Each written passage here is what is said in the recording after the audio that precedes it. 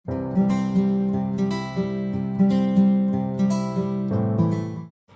Friends, welcome to Roja classic. இன்றைக்கி நம்ம வீடியோவில் பத்திய மீனான கார மீன் குழம்பு எப்படி செய்யுதுன்னு பார்க்கலாம். இந்த கார மீன் பார்த்திங்கன்னா இடுப்பு வலிக்கு ரொம்ப நல்லதுங்க. குழந்தைக்கு பால் கொடுக்குற தாய்மார்கள் இந்த கார மீனை சாப்பிட்டிங்கன்னா, இந்த கார மீனை குழம்பா செஞ்சு சாப்பிடும்போது பார்த்திங்கன்னா நல்லா பால் சுரக்கும், நல்லா ஒரு ஹெல்த்தியாகவும் இருக்கும். ரெகுலராக இடுப்பு வலி இருக்கிறவங்க வாரத்தில் ஒரு 2 நாள் போல் இந்த கார மீன் குழம்பை செஞ்சு சாப்பிடுங்க. இடுப்பு வலியும் சரியாக போகுங்க. தொண்டை கரகரப்பு, சளி, இருமல் இருக்கிறவங்களும் இந்த கார மீன் குழம்பை சாப்பிட்லாம். அதனால தான் இந்த மீனுக்கு பத்திய மீன் சொல்லுவாங்க. இந்த பத்திய மீன் குழம்பு செய்யறதுக்கு பார்த்தீங்கன்னா, நான் ஒரு 1/2 கிலோ அளவுக்கு இந்த மீன் வாங்கி க்ளீன் பண்ணி எடுத்து வச்சுருக்கிறேன். வாங்க இது எப்படி செய்கிறதுன்றதை வீடியோவில் போய் பார்க்கலாம். இது செய்யறது ரொம்ப ஈஸி. இந்த குழம்பு தாளிக்கிறதுக்கு பார்த்தீங்கன்னா நல்லெண்ணெயில் தாளிக்கலாம், அப்படி இல்லைன்னா தேங்காய் எண்ணெயில் தாளிக்கலாம். இது இந்த 2 எண்ணெயிலையுமே செஞ்சாலுமே குழம்பு டேஸ்ட் மாறாது, நல்லாவே இருக்கும். நான் இன்றைக்கி தேங்காய் எண்ணெயில் தான் இந்த குழம்பு செய்ய போகிறேன். எண்ணெய் பார்த்தீங்கன்னா தாராளமாக ஒரு 5-6 ஸ்பூன் அளவுக்கு சேர்த்துக்கலாம். அது மட்டும் இல்லாமல் இந்த கார மீனான பத்தி மீன் குழம்பு பார்த்திங்கன்னா மண் சட்டியில் வச்சா தான் நல்லாயிருக்கும். அதனுடைய டேஸ்ட் அப்படியே இருக்கும். ஒரு தடவை குழம்பு நல்லா ஒரு 1/2 கிலோ வாங்கி போட்டு வச்சிட்டிங்கன்னா ஒரு 3 நாள் வரைக்கும் இந்த குழம்பு வச்சு சாப்பிட்லாங்க. முதல் நாள் வைக்கிறத விட மறுநாள் சாப்பிடும்போது குழம்பு அவ்வளோ டேஸ்ட்டாக இருக்கும். இப்போ எண்ணெய் சூடு ஏறிடுச்சு. ஒரு 1/2 ஸ்பூன் அளவுக்கு கடுகு உளுத்தம் பருப்பு சேர்த்துக்கலாம். ஒரு 1/4 ஸ்பூன் அளவுக்கு கம்மியாக வெந்தயம் சேர்த்துடலாம். அதே போல் 1/4 ஸ்பூனுக்கும் கம்மியாக சீரகம் சேர்த்துக்கலாம். நல்லா வறுபட்டு நல்லா மணமாக வாசனை வரும்போது இதில் ஒரு கொத்து அளவுக்கு கருவேப்பிலை சேர்த்துடலாம். கருவேப்பிலை தேங்காய் எண்ணெயில் வறுபடும் போது நல்ல வாசனையாக இருக்குது. இப்போ கருவேப்பிலையும் வறுபட்டுடுச்சு. இதில் பார்த்தீங்கன்னா நல்லா நீல வாக்கில் கட் பண்ண வெள்ளாரி வெங்காயம் ஒன்று, பெரிய சைஸ் வெங்காயம் ஒன்று எடுத்து நீல வாக்கில் கட் பண்ணி இதில் சேர்த்துடலாம். அதே போல் தக்காளியும் பார்த்தீங்கன்னா ஒரு மீடியம் சைஸில் இருக்கிற தக்காளி ஒன்று எடுத்து நல்லா பழுத்த பழமாக எடுத்து ஒன்று கட் பண்ணி அதே இதை கூட சேர்த்துடலாம். இந்த குழம்புக்கு சின்ன வெங்காயமும் சேர்க்கலாம். நான் பெரிய வெங்காயம் தான் இன்றைக்கி சேர்த்துருக்கிறேன். கூடவே ஒரே ஒரு பச்சை மிளகாய் சேர்த்துக்கலாம். இந்த மிளகாயை பார்த்தீங்கன்னா லேசாக கீறி விட்டு மூஷாவும் சேர்த்துடலாம். அந்த மிளகாயை எடுத்து பழைய சாதத்தோடு தொட்டு சாப்பிட்டோன்னா அவ்வளோ சுவையாக இருக்கும். இன்றைக்கி நான் கீரி சேர்த்துருக்கிறேன். இதுவுமே நீங்கள் மறுநாள் போல் எடுத்து பழைய சாதத்தோடு தொட்டு சாப்பிட்றதுக்கு இதுவுமே நல்லாயிருக்கும். இப்போ வெங்காயம் தக்காளி நல்லா வதங்கி வரட்டும். வதங்கி வர இந்த ஸ்டேஜில் நம்ம ஒரு 10-15 பூண்டு பல் சேர்த்துடலாம். வெங்காயம் தக்காளி கூட சேர்த்து பூண்டும் வதங்கி வரட்டும். இந்த குழம்புல சேர்க்குற அந்த பூண்டு பல் பார்த்தீங்கன்னா நல்லா வெந்து வந்ததுக்கப்புறம் தாய்ப்பால் கொடுக்குற பெண்களுக்கு இந்த பூண்டு மட்டுமே எடுத்து கொடுத்தீங்கன்னா நல்லா தாய்ப்பால் சுரக்கும். அதுவும் இந்த காரப்பொடி மீனோட சேர்த்து எடுத்து வெறுமனே சாப்பிட கொடுத்தாலே பார்த்தீங்கன்னா நல்லா ஒரு ஹெல்த்தியாக இருக்கும். இப்போ பூண்டு சேர்த்து நல்லா வதக்கி விடணும். இந்த குழம்பு செய்யும்போது பார்த்திங்கன்னா மீன் நிறைய சேர்த்து குழம்பு செஞ்சதாங்க குழம்பு நல்லா வாசனையாக இருக்கும். ஒரு சில சமயத்தில் இந்த மீன் பார்த்திங்கன்னா நிறைய கிடைக்காது. சரி, கிடைக்கிற வரைக்கும் போதும்னு சொல்லிட்டு நாங்கள் எப்பயுமே வாங்கி குழம்பு செஞ்சுடுவோம். இப்போ நல்லா கலந்து விட்டதுக்கப்புறம் இதில் நம்ம மசாலா பொருள் சேர்த்துடலாம். நம்ம வீட்டில் அரைச்சிருக்கிற குழம்பு மிளகாத்தூள் நான் ஒரு 2.5 ஸ்பூன் அளவுக்கு சேர்த்துருக்கிறேன். நான் ஒரு 75 கிராம் அளவுக்கு புளி எடுத்துருக்கிறேன். நல்லா கொஞ்சம் பெரிய எலுமிச்சம்பழம் அளவுக்கு புளி எடுத்து புளியை நான் தண்ணியில் ஊற வச்சுருக்கிறேன். அது கொஞ்சம் நாள்பட்ட புளி. அந்த புளியில் தான் இதை போல் பத்திய மீன் குழம்பு செய்யணும். இப்போ 1/4 ஸ்பூன் அளவுக்கு மஞ்சள் தூள் சேர்த்துக்கலாம். நம்ம குழம்பு மிளகாத்தூள்லேயே மஞ்சள் தூள் இருக்கிறதால நான் மஞ்சள் தூளில் கம்மியாக சேர்த்துருக்கிறேன். சேர்த்துட்டு இந்த எண்ணெயோடு நல்லா கலந்து விட்டுடலாம்.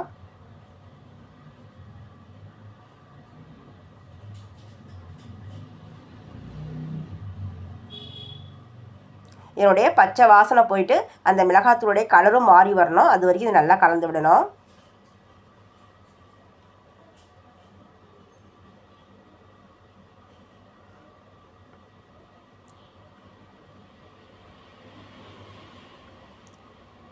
அடுத்து இதில் நம்ம புளி கரைச்சலை சேர்த்துடலாம்.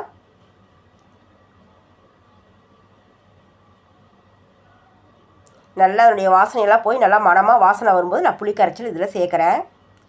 நான் எடுத்துருக்கிற புளி பார்த்தீங்கன்னா கொஞ்சம் தண்ணி அதிகமாக சேர்த்து நான் புளி கரைச்சி எடுத்து வச்சுருக்கிறேன்.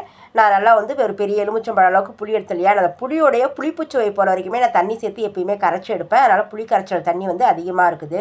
இது குழம்பு நல்லா கொதித்து சுண்டி வரும்போது பார்த்திங்கன்னா குழம்பு நல்லா டேஸ்ட்டாக இருக்கும். அதனால் நான் புளி கரைச்சலுக்கு கொஞ்சம் தண்ணி அதிகமாக கூட சேர்த்து கரைச்சி எடுத்து வச்சுருக்கிறேன்.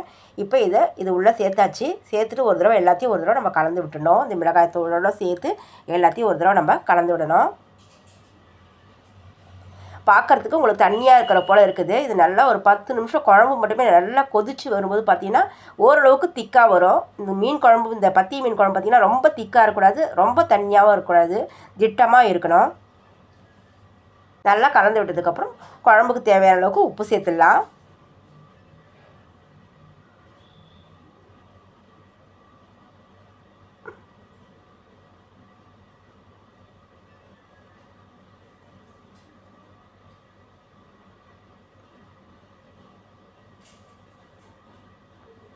உப்பு சேர்த்துட்டு மறுபடியும் ஒரு தடவை நம்ம நல்லா கலந்து விட்டுடலாம்.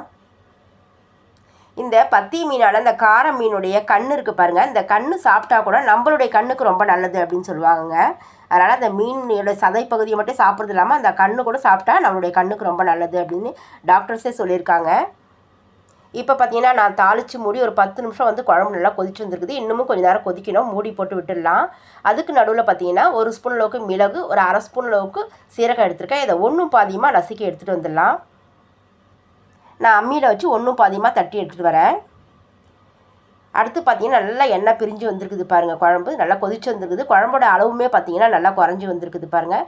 இப்போ நம்ம க்ளீன் பண்ணி எடுத்து வச்சுருக்கிற இந்த கார மீனை உள்ளே சேர்த்துடலாம். நம்ம எந்த அளவுக்கு மீன் எடுக்கிறோமோ அதுக்கு தகுந்த போல் குழம்பு நம்ம ரெடி பண்ணாதான் அந்த மீன் குழம்பு வந்து ரொம்ப டேஸ்ட்டாகவும் இருக்கும், சுவையாகவும் இருக்கும். அது மட்டும் இல்லாமல் இதை போல் சின்ன மீன் சேர்த்து நம்ம குழம்பு செய்யும்போது பார்த்திங்கன்னா நல்லா ஒரு 4-5 நிமிஷத்துக்கு குழம்பு மீன் நல்லா வெந்து வந்ததும் இந்த மீனெல்லாம் எடுத்து தனியாக ஒரு பாத்திரத்தில் தனியாக கிண்ணத்தில் வச்சுக்கோங்க. இந்த குழம்பை மட்டும் நம்ம போட்டு சாப்பிட்டுக்கலாம். மீனை அதுலேருந்து எடுத்துட்டு சாப்பிட்லாம். அப்படி குழம்போடு சேர்த்து இந்த பொடி மீனை வச்சுட்டிங்கன்னா இதில் இருக்கிற முள் வந்து பார்த்திங்கன்னா இந்த குழம்போடு சேர்த்து கலந்து வந்துடும். அதனால் நீங்கள் எப்பயுமே குழம்பு மீன் செய்யும்போது சின்ன மீன் போட்டு குழம்பு செய்யும்போது நல்லா வெந்து வந்ததும் அதை எடுத்து தனியாக வச்சுட்டு குழம்பு தனியாக வச்சு எடுத்து சாப்பிட்றதுக்கு நல்லாயிருக்கும். இது வந்து எனக்கு தெரிஞ்ச டிப்ஸ் இது. நான் அப்படி தான் வந்து சின்ன மீன் போட்டு குழம்பு வைக்கும்போது இந்த சின்ன மீனெல்லாம் தனியாக எடுத்து வச்சுருப்பேன். இப்போ மீன் சேர்த்து கரண்டி வச்சு ஒரு தட்டு போட்டு மூடி விட்டுறேன். நல்லா ஒரு 4-5 நிமிஷம் வந்து நல்லா கொதித்து வந்திருக்குது. நல்லா கமன்னு நல்லா ஒரு வாசனையான கார மீன் குழம்பு ரெடி ஆகிடுச்சிங்க. நல்லா சுட சுட சாதம் போட்டு இந்த குழம்பு போட்டு சாப்பிட்டு பாருங்கள். தொண்டை கரகரப்பு, நெஞ்சு சளி, மூக்கடைப்பு, மூச்சு விட முடியாது கஷ்டப்படுவாங்க பாருங்கள், மூக்கு அடைச்சிட்டு, இதெல்லாம் வந்து உடனே சரியாக போயிடும். நம்ம மிளகு, சீரகம் எல்லாமே இதில் சேர்த்துருக்குறோம். சாப்பிட்றதுக்கு ரொம்ப சுவையாக இருக்கும். நீங்களும் வந்து இதை போல் ஒரு செய்முறையில் பத்தி மீனான இந்த கார மீன் குழம்பு செஞ்சு பாருங்கள். நல்லா சூடாக சாதம் போட்டு சாப்பிட்டு பாருங்கள். பொதுவாக இந்த மீன் குழம்பு பார்த்திங்கன்னா அன்றைக்கி செய்கிறத விட மறுநாள் சாப்பிட்டோன்னா ரொம்ப டேஸ்ட்டாக இருக்கும். இந்த ஒரு தடவை இந்த குழம்பு வச்சுட்டு ஒரு 3 நாள் போல் இந்த சட்டியில் இருக்கிற குழம்பு காலியாகிற வரைக்கும் போட்டு சாப்பிட்லாங்க. எல்லாத்துக்கூடையும் தொட்டு சாப்பிட்டுக்கலாம், சாதத்துக்கூடையும் சேர்த்து சாப்பிட்டுக்கலாம். அவ்வளோதான். என்னோடய செய்முறையில் நான் செஞ்சுருக்கிறேன் இந்த பத்திய மீன் கார மீன் குழம்பு எப்படி இருந்ததுன்னு சொல்லிவிட்டு நீங்கள் கமெண்ட்ஸில் சொல்லுங்கள். உங்களுக்கு என்னோட இந்த வீடியோ பிடிச்சிருந்ததுன்னா லைக் பண்ணுங்கள், ஷேர் பண்ணுங்கள். மறக்காமல் ரோஜா கிளாசிக் சேனலுக்கு சப்ஸ்கிரைப் பண்ணுங்கள். நிறைய ஷேர் பண்ணுங்கள், நிறைய லைக் பண்ணுங்கள். நம்ம அடுத்த வீடியோவில் பார்க்கலாம். தேங்க்யூ.